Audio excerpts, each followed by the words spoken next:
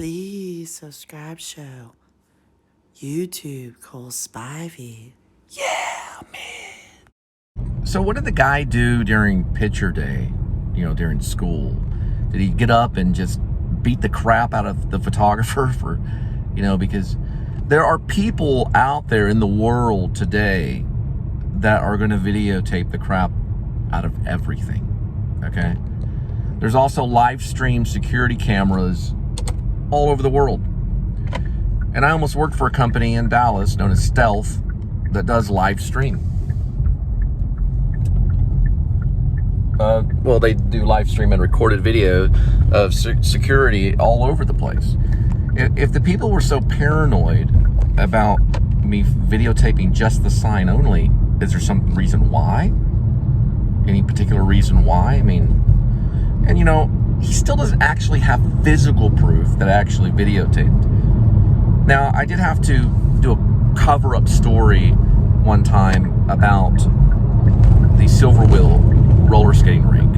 And I in the ER, I did run across a sheriff deputy that felt very, very, I guess, offended, or was very much, the hospital regulations in the ERs, or there's no filming at all. That's not true. Because if NBC or ABC or any big channel, any television channel want to go into an ER and make a story, they certainly have, and this has been done many times. Think of the JFK assassination, all the media that rushed into the ER and in the hospital all over the place, and they just couldn't simply stop people from filming inside of an ER or video. They were probably filming and video back then in the 60s. This is one of the thousands or hundreds of thousands of cases where footage inside of an ER has been taken. Now, of course, the officer at the time asked me to remove the footage, or I would have been removed from the ER. So I pulled my phone out, removed the footage, and then later revamped the footage. It's my personal story that he wanted to take away from me for his own law and order, right? When I was only filming the person that I was with at the time and the situation that we are in for the greater good, dealing with alcohol and things like that. Okay. And he was adamant that footage be erased from the existence, which it's not, but it is on private. Same thing with the 7-Eleven peoples. They never know if it's going to be on private or not. They must have known about the show. I don't know. But you have to be wary once you start to rise in notoriety and doing what you do, because you are part of film and media. You are part of a television, which is known as YouTube. It's a form of television, okay? And you're taking your own initiative to say something about the world for whatever reason. It's pretty good though, the Red Bull. Regardless, I was tired and needed to pick me up, and I thought it would be a good time to maybe get the new Red Bull products that are out there. I didn't have to explain that to them. They asked, why are you filming? And I said, my mama said I could. The United States of America's First Amendment allows me to. If you have a problem with it, go get a lawyer and come right after me, and I'm sure the judge will laugh.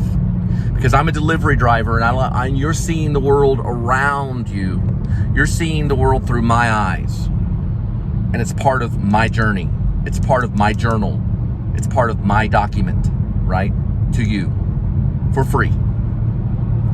No charge at all that I'm charging. I'm not charging anything for it. Also, do I have to go into a long spiel about all the countless hours of college that I've took in theater, all the literature that I've read, and me traveling to Hollywood, studying with Diane Salinger, going all the way to the actor studio to study with experts that have to do with the new school, social research, and I have to explain all this to everybody, that I am implementing my rights and my knowledge that I have as a person and an actor and a person that's on YouTube that's part of the media, possibly, or at least part of telling a story in a simple video log. And I have to explain that to you, okay? Here's my press pass, all right? Here's my press pass, right? If that works, you know. Sorry. Why don't you go on the travels, right? The guy that threatened to beat me, right? Which I gave it right back to him and said, oh yeah, well, you know, let's get it on camera. And then you have something seriously to deal with. You never even want to threaten somebody. This whole trial that's going on right now is about a threat. Don't ever go up to anybody and threaten them, especially an artist or someone like me. You don't want to threaten them because that can get you into serious trouble, 7-Eleven people. Right, they could find out where that 7-Eleven is, right? We're talking about seconds of footage. A few seconds of footage, like a photograph, right? What about I'm a special photographer, you know, or a videographer? What about I'm just, you know, minding my own business? The thing is you don't explain anything. But they say stop, just go elsewhere and do it elsewhere. That's what my mom always taught me when I was younger. They take away that toy, just pick up another toy, right? I still want my receipt back, right? You thought it was important not to give me my receipt back. Well, I made a purchase at your 7-Eleven. You owe me a receipt. That's part of the process of you being a clerk, okay? Sorry that you ran across a YouTuber today.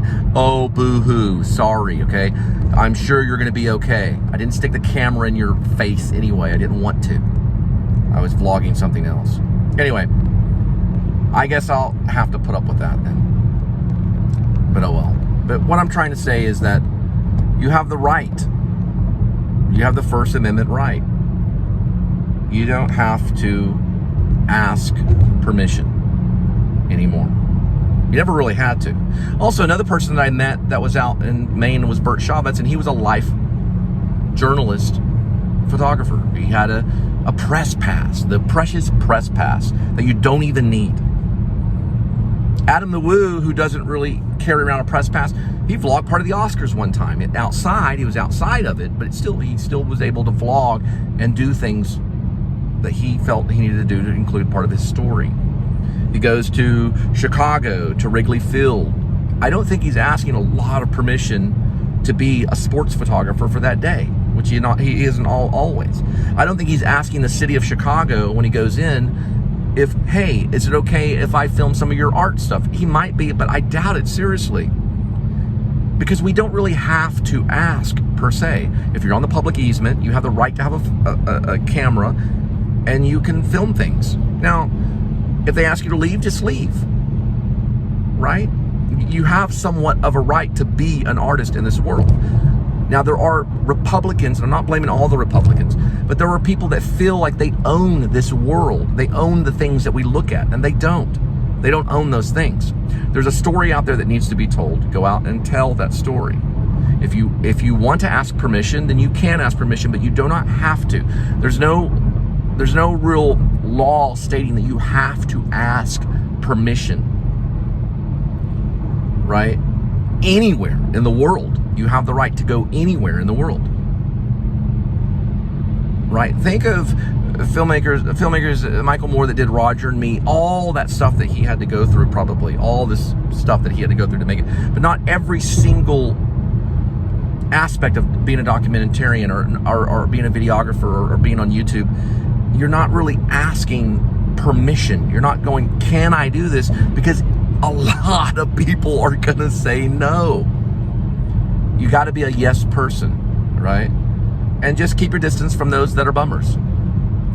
I sometimes, I felt the receipt belonged to me because I made a purchase and he did not want to give me the receipt because I filmed the 7-Eleven sign only.